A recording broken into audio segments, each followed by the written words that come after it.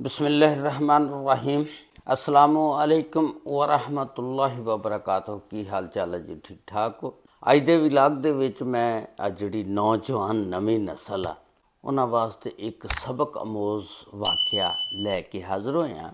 खासकर नौजवान लड़कियां, साड़ियां बेटियां, भैणां, उन्हां नूं इस स्टोरी बड़े गौर दे नाल सुननी चाहिदी आ। इहदे विच एक बहुत बड़ा सबक आ कि तुसी क्या सोच सकते हो कि एक लड़की का निकाह होया होवे 1 साल पहलों और फिर वो लड़की घरदियां नूं कहे कि मैं शादी जिथे मेरा निकाह होया उत्थे नहीं करानी, पहले आदमी कोलों तलाक लै लैंदे ने। ते फिर उस लड़की नाल किहड़ी बीती वो सारी तफसीलात अज दी इस वीडियो दे विच मैं तुहाडे नाल शेयर करांगा। ये वाक़या जिहड़ा रावलपिंडी दा आ, उत्थे कमालाबाद ढोक चौधरियां, उत्थे एक फैमिली रहिंदी आ। उस फैमिली दे सरबराह दा नाम आ मुहम्मद सादक। सादक साहब नूं अल्लाह तला ने 6 बच्चे दिते, जिहदे विच 5 बेटे और 1 बेटी। उस बेटी दा नाम सी तैयबा। तैयबा जिस वेले जवान हुई, पढ़ी लिखी सी, नौजवान सी। ते सादक ते उहदा एक भरा सी एहतशाम। ये दोनों बैठे ने आपस विच ही गल्लां करदे ने। हुण एहतशाम दा एक बेटा हुंदा, उहदा नाम हुंदा शकील। एहतशाम जिहड़ा आ वो सादक नूं कहंदा कि भरा मैं चाहना कि आपां दोनों अगे भी रिश्तेदारी कर लईए। मैं चाहना तेरी बेटी तैयबा दा जिहड़ा निकाह वो मैं अपने बेटे नाल करना चाहना, तू मैनूं रिश्ता दे दे। सादक हुण कहंदा कि मैं अपनी बच्ची और उहदी मां दे नाल सलाह करके तैनूं दसांगा। सादक घर जांदा, जाके अपनी बीवी और बच्ची नूं बिठांदा और बिठा के उन्हां दे नाल सलाह करदा, हुण तुसीं दसो तुहाडा की इरादा आ। हुण बच्ची भी कहंदी ठीक आ अब्बा जी, और मां भी कहंदी आ ठीक आ रिश्ता। एहतशाम जिहड़ा वो भी शरीफ आ ते उहदा बेटा शकील वो भी बहुत शरीफ ने, ते उस तो इलावा तुहाडा भतीजा लगदा। रिश्ते दी हाँ हो जाती आ। उस तो बाद शकील और तैयबा दा निकाह कर दिता जाता पिछले रमज़ान दे विच। अज तो समझो कि 1 साल पूरा होने नूं थोड़ा जिहा टाइम रह गया। और जदों निकाह होया उदों ये गल पक्की कीती गई कि अगले रमज़ान तो बाद, यानी आ जिहड़ा हुण आना, उस तो बाद ईद जदों गुजरेगी उस तो बाद फिर टो टरैया कर देंगे। हुण तैयबा दा शकील दे नाल निकाह हो गया। जिस वेले निकाह हो गया, ठीक 5 महीने गुजरने तो बाद तैयबा जिहड़ी आ वो एक फैक्ट्री दे विच काम करदी आ, बायोजिन फैक्ट्री आ, उहदे विच काम करदी। इहदी सैटिंग उत्थे एक रिहान कियानी आदमी आ, लड़का आ, उहदे नाल इहदी सैटिंग हो जाती आ। उस तो बाद ये आपस विच ही प्यार मुहब्बत दे विच इन्ना अगे वध जांदे ने कि ये कहंदे ने आपां हुण शादी करिए। हुण चूंकि तैयबा निकाह इहदा होया सी, हजे टो टरैया नहीं सी होया, शकील दे नाल इन्हें कदी फोन दे उत्ते एक दूजे दे नाल गप शप नहीं सी लाई, शकील और तैयबा ने। हुण तैयबा दी जिस वेले रिहान कियानी दे नाल सैटिंग हो गई, तैयबा आके अपनी अम्मी नाल गल करदी, अम्मी जिथे तुसी मेरा निकाह कीता शकील दे नाल, मैं उहदे नाल शादी नहीं करानी, मैं रिहान कियानी दे नाल शादी करवानी। उहदी मां कहंदी पुत्त तू सही बोल रही है, देख रही है की कह रही है, तेरा निकाह होया, तेरे सके चाचे दा मुंडा आ, ये किस तरह मुमकिन आ कि असी तेरी शादी रिहान ना कर दईए। उहदी बच्ची कहन लगी तैयबा कि मां जो कुछ मर्जी हो जाए, मैं शकील दे घर नहीं जाना, मैं रिहान दे नाल ही शादी करनी। ਉਹਦੀ मां कहती की तू बाप की इज्जत नूं रोलेंगी, जदों तेरे बाप नूं पता लगा फिर वो की कहेगा।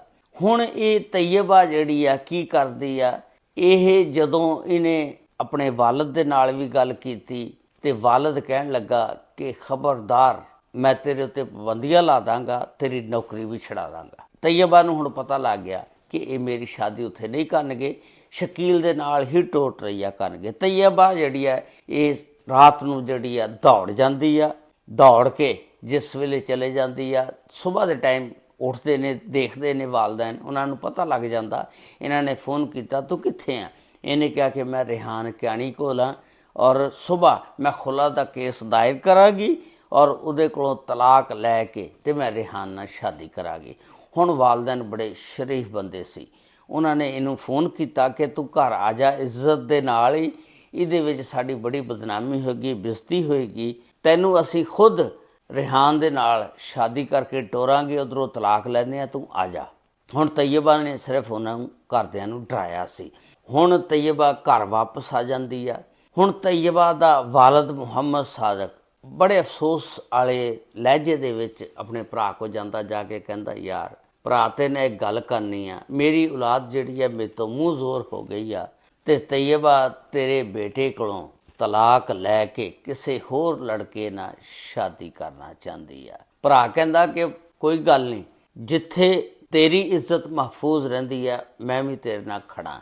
ਉਹਨੇ ਸ਼ਕੀਲ ਨੂੰ ਕਿਹਾ ਔਰ ਤਲਾਕ ਲਿਖੀ, ਤਲਾਕ ਲਿਖ ਕੇ ਤੇ ਸਾਦਕ ਨੂੰ ਫੜਾ ਦਿੱਤਾ। ਉਹ ਜਿਸ ਵੇਲੇ ਤਲਾਕ ਲੈ ਲਈ ਤੇ ਹੁਣ ਇਹਦੀ ਸ਼ਾਦੀ ਜਿਹੜੀ ਹੈ ਤੈਯਬਾ ਦੀ ਘਰ ਦੇ ਜਿਹੜੇ ਨੇ ਰਜ਼ਾਮੰਦੀ ਦੇ ਨਾਲ ਰਿਹਾਨ ਦੇ ਨਾਲ ਕਰ ਦਿੰਦੇ ਨੇ। ਹੁਣ ਇਹ ਜਿਹੜੀ ਸ਼ਾਦੀ ਆ ਅਕਤੂਬਰ 2025 ਦੇ ਵਿੱਚ ਰਿਹਾਨ ਨਾਲ ਹੋ ਜਾਂਦੀ ਆ। ਤੈਯਬਾ ਰਿਹਾਨ ਦੇ ਘਰ ਚਲ ਜਾਂਦੀ ਆ। ਰਿਹਾਨ ਜਿਹੜਾ ਬੜਾ ਸ਼ੱਕੀ ਮਜ਼ਾਜ ਸੀ।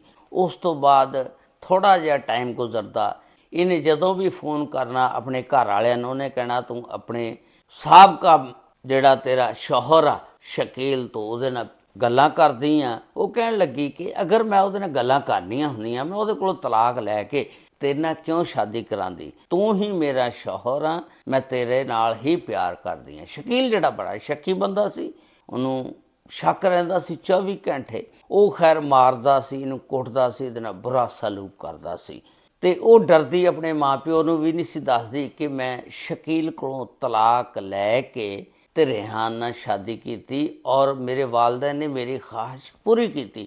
ਹੁਣ ਮੈਂ ਕਿਹੜੇ ਮੂੰਹ ਦੇ ਨਾਲ ਆਪਣੇ ਵਾਲਦੈਨ ਨੂੰ ਇਹ ਗੱਲਾਂ ਦੱਸਾਂ। ਉਸ ਤੋਂ ਬਾਅਦ ਆਖਰਕਾਰ ਇੱਕ ਦਿਨ ਤੰਗ ਆ ਕੇ ਇਹ ਜਿਹੜੀ ਬੱਚੀ ਆ ਤੈਯਬਾ 25 ਦਸੰਬਰ ਨੂੰ ਆਪਣੇ ਮਾਂ-ਪਿਓ ਨੂੰ ਕਾਲ ਕਰਦੀ ਆ ਕਿ ਅੱਜ ਸ਼ਕੀਲ ਨੇ ਮੈਨੂੰ ਬਹੁਤ ਮਾਰਿਆ ਔਰ ਮੇਰੇ ਤੇ ਛੋਟੇ ਛੋਟੇ ਇਲਜ਼ਾਮ ਲਾਉਂਦਾ ਰਹਿੰਦਾ ਔਰ ਸ਼ੱਕ ਦੀ ਬੁਨਿਆਦ ਤੇ ਕਹਿੰਦਾ ਤੂੰ ਸ਼ਕੀਲ ਨਾਲ ਫੋਨ ਤੇ ਗੱਲਾਂ ਕਰਦੀ ਆ। ਵਾਲਦੈਨ ਕਹਿੰਦੇ ਨੇ ਕਿ ਕੱਲ ਅਸੀਂ ਆਵਾਂਗੇ, ਆ ਕੇ ਤੇ ਇਹਨੂੰ ਸਮਝਾਵਾਂਗੇ। ਹੁਣ ਅੱਗੇ ਆ ਜਾਂਦੀ ਹੈ 26 ਦਸੰਬਰ। ਇਹਨੂੰ ਪਤਾ ਲੱਗ ਜਾਂਦਾ, ਇਹਨੇ ਆਪਣੇ ਮਾਂ-ਪਿਓ ਨੂੰ ਫੋਨ ਕਰਕੇ ਦੱਸਦਾ। ਇਹ ਫਿਰ ਉਹਦੇ ਨਾਲ ਪਿਆਰ ਦੀਆਂ ਮਿੱਠੀਆਂ ਮਿੱਠੀਆਂ ਗੱਲਾਂ ਕਰਦਾ ਔਰ ਕਹਾਣੀ ਪਾ ਦਿੰਦਾ ਤੇ ਮੈਂ ਤੇਰੇ ਨਾਲ ਪਿਆਰ ਕਰਦਾ, ਮੇਰੇ ਕੋਲੋਂ ਗਲਤੀ ਹੋ ਗਈ ਸੀ, ਮੈਨੂੰ ਮਾਫੀ ਦੇ ਦੇ। ਉਹ ਜਿਹੜੀ ਬੀਵੀ ਆ ਫਿਰ ਪਿਆਰ ਦੇ ਵਿੱਚ ਆ ਜਾਂਦੀ ਆ, ਗੱਲਾਂ ਦੇ ਵਿੱਚ ਆ ਜਾਂਦੀ ਆ, ਆਪਣੇ ਮਾਂ-ਪਿਓ ਨੂੰ ਫੋਨ ਕਰਦੀ ਆ ਕਿ ਹੁਣ ਤੁਸੀਂ ਨਾ ਆਣਾ, ਇਹ ਸੈੱਟ ਹੋ ਗਿਆ, ਸਹੀ ਹੋ ਗਿਆ, ਉਹਨੇ ਮੇਰੇ ਨਾਲ ਵਾਅਦਾ ਕਰ ਲਿਆ। ਹੁਣ 26 ਦਸੰਬਰ ਨੂੰ ਰਿਹਾਨ ਕਿਆਨੀ ਤੈਯਬਾ ਨੂੰ ਕਹਿੰਦਾ ਚੱਲ ਅੱਜ ਆਪਾਂ ਸੈਰ ਤੇ ਚੱਲੀਏ। ਇਹ 3 ਵਜੇ ਦੁਪਹਿਰ ਨੂੰ ਮੋਟਰਸਾਈਕਲ ਤੇ ਨਿਕਲਦੇ ਨੇ ਸੈਰ ਵਾਸਤੇ। ਜਿਸ ਵੇਲੇ ਚੱਕ ਬੇਲੀ ਰਵਾਤ ਰੋਡ ਤੇ ਪਹੁੰਚਦੇ ਨੇ, ਸ਼ਾਮ ਨੂੰ ਸੈਰ ਕਰਕੇ ਵਾਪਸ ਆਉਂਦੇ ਨੇ ਤੇ ਰਸਤੇ 'ਚ ਮੋਟਰਸਾਈਕਲ ਇਹ ਰੋਕ ਦਿੰਦਾ। ਹੁਣ ਤੈਯਬਾ ਕਹਿੰਦੀ ਹੈ ਖੈਰ ਆ ਮੋਟਰਸਾਈਕਲ ਰੋਕਤਾ। ਇਹ ਕਹਿੰਦਾ ਕਿ ਕੋਈ ਖਰਾਬੀ ਲੱਗਦਾ ਹੋ ਗਈ ਮੋਟਰਸਾਈਕਲ 'ਚ।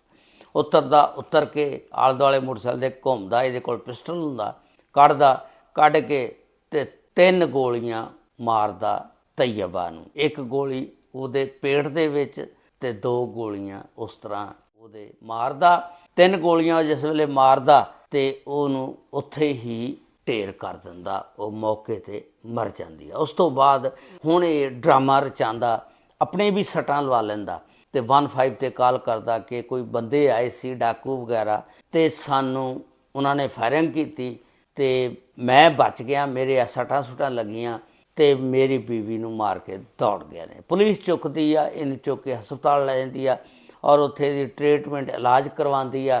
ਜਦੋਂ ਇਹਨੂੰ ਸਹੀ ਹੋਸ਼ ਵਗੈਰਾ ਆਉਂਦੀ ਆ ਤੇ ਇਹ ਫਿਰ ਪੁਲਿਸ ਉਹਨੂੰ ਪੁੱਛਦੀ ਆ ਰਿਹਾਨ ਕਿਆਨੀ ਨੂੰ ਕਿ ਕਿੱਦਾਂ ਵਾਕਿਆ ਪੇਸ਼ ਆਇਆ, ਤੈਨੂੰ ਕਿਸੇ ਤੇ ਸ਼ੱਕ? ਇਹਨੇ ਕਿਹਾ ਕਿ ਮੈਨੂੰ ਇਹਦੇ ਸਾਬਕਾ ਸ਼ੌਹਰ ਸ਼ਕੀਲ ਤੇ ਸ਼ੱਕ ਆ। ਪੁਲਿਸ ਜਿਹੜੀ ਆ ਸ਼ਕੀਲ ਨੂੰ ਫੜ ਲੈਂਦੀ ਆ ਔਰ ਨਾਲ ਉਹਦੇ ਮਾਂ-ਪਿਓ ਨੂੰ, ਸਾਦਕ ਨੂੰ ਔਰ ਉਹਦੀ ਬੀਵੀ ਨੂੰ ਤੈਯਬਾ ਦੇ ਨੂੰ ਬੁਲਾ ਲੈਂਦੀ ਆ। ਉਹਨੂੰ ਪੁੱਛਦੀ ਹਾਂ ਵੀ ਕੀ ਵਾਕਿਆ, ਕਿੱਦਾਂ ਤੁਹਾਡੇ ਜ਼ਿਹਨ ਦੇ ਵਿੱਚ? ਉਹਨਾਂ ਨੇ ਫਿਰ ਸਾਰੀ ਗੱਲ ਖੋਲ੍ਹੀ ਕਿ 1 ਦਿਨ ਪਹਿਲਾਂ 25 ਦਸੰਬਰ ਨੂੰ ਸਾਡੀ ਬੇਟੀ ਦੀ ਕਾਲ ਆਈ ਸੀ ਕਿ ਇਸ ਬੰਦੇ ਨੇ ਬਹੁਤ ਮਾਰਿਆ ਔਰ ਫਿਰ ਬਾਅਦ ਵਿੱਚ ਕਾਲ ਕੀਤੀ ਕਿ ਹੁਣ ਮੇਰੀ ਇਹਦੇ ਨਾਲ ਸੁਲ੍ਹਾ ਹੋ ਗਈ। ਇਸ ਰਿਹਾਨ ਕਿਆਨੀ ਨੇ ਮਾਰਿਆ। ਸ਼ਕੀਲ ਇਸ ਕੇਸ ਦੇ ਵਿੱਚ ਬੇਗੁਨਾਹ, ਕਿਉਂਕਿ ਉਹ ਬਹੁਤ ਹੀ ਸ਼ਰੀਫ ਬੰਦਾ। ਪਹਿਲਾਂ ਉਹਨੇ ਤਲਾਕ ਬੜੀ ਸੁਲ੍ਹਾ ਸਫਾਈ ਨਾਲ ਦੇ ਦਿੱਤੀ ਅਤੇ ਇਹਦੇ ਨਾਲ ਸ਼ਾਦੀ ਅਸੀਂ ਕਰਤੀ। ਜਦੋਂ ਪੁਲਿਸ ਨੇ ਫਿਰ ਉਹਦਾ ਸਾਫਟਵੇਅਰ ਅਪਡੇਟ ਕੀਤਾ ਰਿਹਾਨ ਕਿਆਨੀ ਦਾ, ਅਤੇ ਫਿਰ ਉਹ ਫਟਾਫਟ ਸਾਰਾ ਕੁਝ ਸੱਚ ਦੱਸਣ ਲੱਗ ਪਿਆ।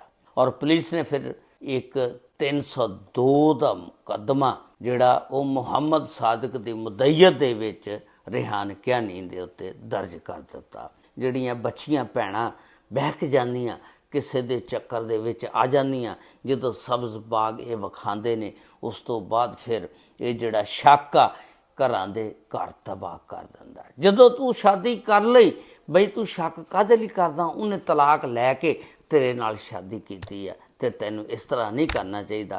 ਅਤੇ ਹੁਣ ਉਹਨੂੰ ਉਹਦੀ ਸਜ਼ਾ ਜ਼ਰੂਰ ਮਿਲੇਗੀ, ਕਿਉਂਕਿ 302 ਦਾ ਪਰਚਾ ਉਹਦੇ ਉੱਤੇ ਦਰਜ ਹੋ ਗਿਆ। ਇਹ ਬੱਚੀਆਂ ਵਾਸਤੇ ਵੀ ਇੱਕ ਮੈਸੇਜ ਆ। ਇਸ ਦੇ ਮੁਤਲਕ ਤੁਸੀਂ ਆਪਣੀ ਰਾਏ ਦਾ ਇਜ਼ਹਾਰ ਜ਼ਰੂਰ ਕਰਨਾ।